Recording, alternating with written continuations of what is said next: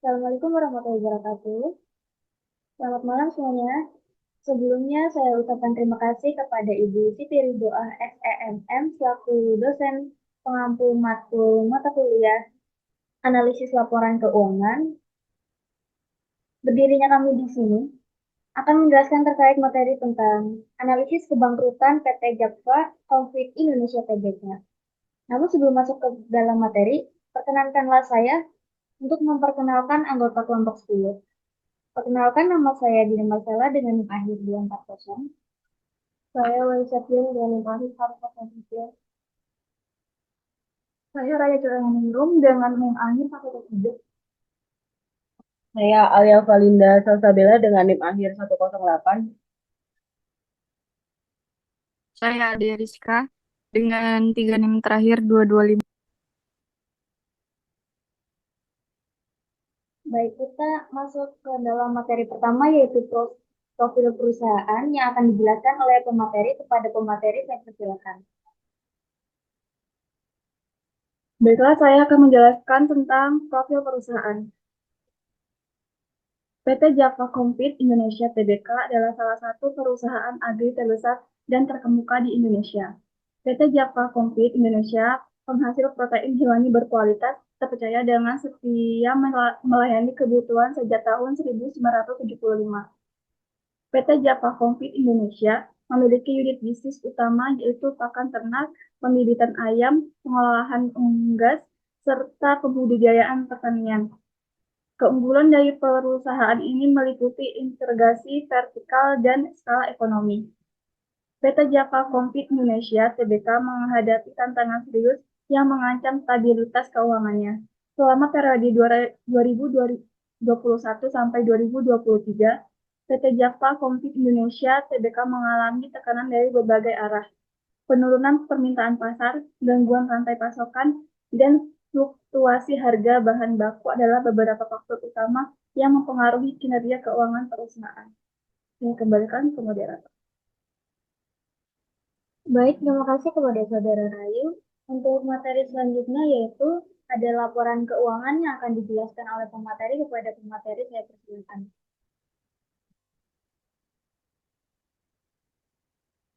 Baik, di sini saya akan menjelaskan tentang membacakan tentang laporan keuangan. Jadi pada di sini terdapat akun Aktiva lancar, hutang lancar, total Aktiva, laba ditahan, laba sebelum bunga dan pajak, nilai saham biasa dan preferensi, nilai buku total utang dan penjualan.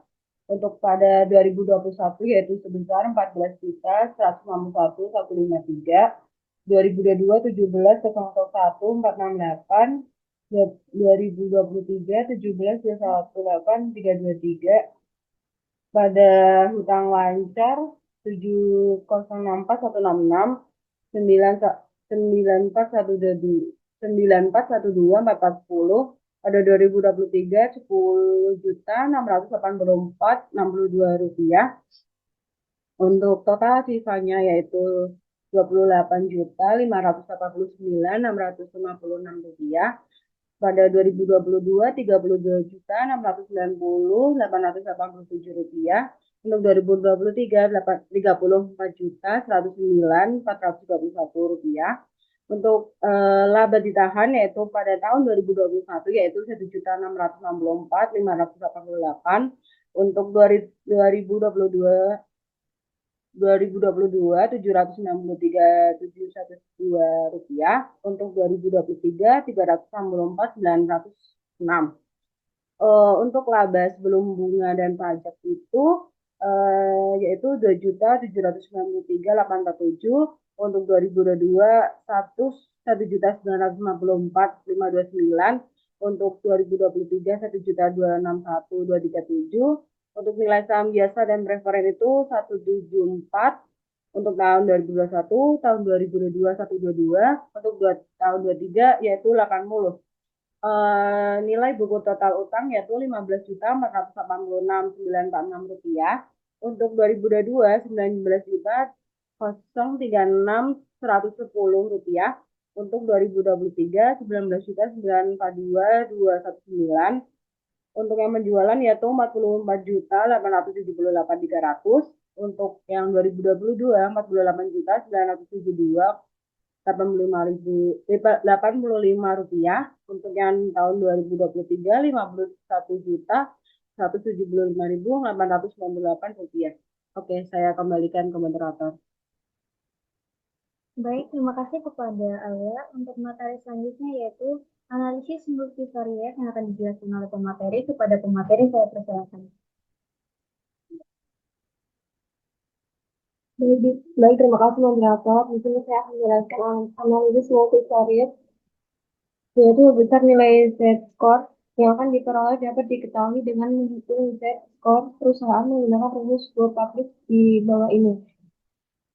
ZI sama dengan 1,2 X1 ditambah 1,4 X2 ditambah 3,3 X3 ditambah 0,6 X4 ditambah 1,0 X5, di mana Z sama dengan nilai Z-score Altman, X1 sama dengan aktiva lancar dikurangi hutang lancar dibagi total aktiva, X2 sama dengan laba ditahan dibagi total aset, X3 sama dengan laba sebelum bunga dan pajak dibagi total aset, X4 sama dengan nilai pasar saham biasa dan preferensi nilai bagi total hutang, X5 penjualan atau total aset. Nah, di sini bisa kita lihat tabelnya berdasarkan rumus yang telah saya bacakan tadi, yaitu X, ZI 2021 yaitu 2,3, 2022 yaitu 2,1, 2023 1,9. Baik, terima kasih, saya kembalikan ke moderator.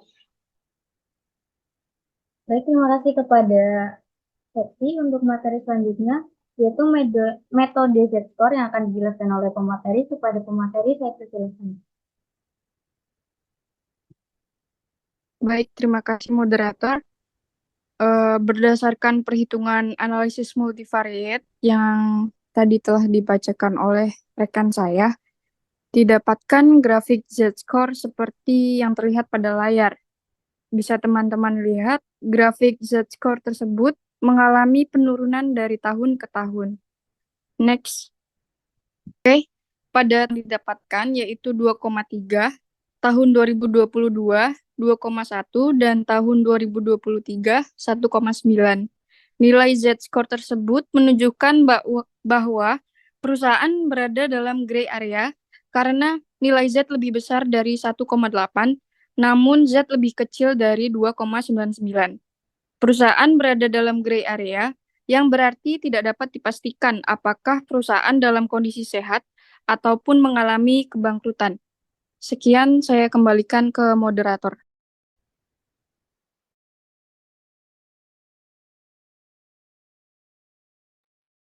Baik, terima kasih kepada Saudara Ade. Untuk materi selanjutnya yaitu kesimpulan yang akan dijelaskan oleh saya sendiri. Setelah dari beberapa materi yang telah kami paparkan tadi, dapat ditarik beberapa kesimpulan. Yang pertama, berdasarkan analisis Z-score Altman, PT Java Konfit Indonesia Tbk berada dalam kondisi gray area atau daerah kelabu selama periode 2021 hingga 2023 dengan nilai Z-score antara 1,8 hingga 2,99. Ini menunjukkan bahwa perusahaan memiliki potensi kebangkrutan, namun masih ada kemungkinan untuk bangkit kembali. Lalu yang kedua, faktor-faktor seperti dampak pandemi COVID-19, penurunan permintaan, gangguan rantai pasok, dan fluktuasi harga bahan baku telah memberikan tekanan signifikan pada kondisi keuangan dan operasional perusahaan. Lalu yang terakhir, analisis multivariat yang dilakukan dalam penelitian ini memberikan gambaran komprehensif tentang kondisi keuangan PT Java Konfit Indonesia Tbk dengan mempertimbangkan berbagai variabel keuangan dan operasional secara simultan. Lalu selanjutnya ada saran yang akan kami berikan kepada pihak PT Manajemen Java. Yang pertama, manajemen PT Java Konfit Indonesia Tbk perlu segera mengambil langkah-langkah strategis untuk memperbaiki kondisi keuangan dan mengatasi potensi risiko kebangkrutan. Hal ini dapat dilakukan dengan merestrukturisasi utang, meningkatkan efisiensi operasional, dan mengembangkan strategi pemasaran yang lebih efektif. Lalu yang kedua, perusahaan disarankan untuk memantau dan menganalisis kondisi keuangan secara berkala menggunakan metode analisis seperti Z-score Altman atau metode lainnya. Ini akan membantu mengidentifikasi tanda-tanda kebangkrutan lebih awal dan memungkinkan tindakan pencegahan yang tepat waktu. Lalu yang ketiga, investor dan calon investor harus berhati-hati dalam mengambil keputusan investasi terkait PT Japfa Konfit Indonesia Tbk. Mereka perlu mempertimbangkan hasil analisis ini dan faktor-faktor lain yang relevan sebelum membuat keputusan. Lalu yang terakhir, penelitian lebih lanjut dengan menggunakan metode analisis kebangkrutan lainnya atau dengan memperluas cakupan data dapat dilakukan untuk memperoleh pemahaman yang lebih mendalam tentang kondisi keuangan perusahaan dan risiko kebangkrutan di masa depan. Mungkin sekian pemaparan materi dari kelompok kami. Kurang lebihnya kami mohon maaf. Wassalamualaikum warahmatullahi wabarakatuh.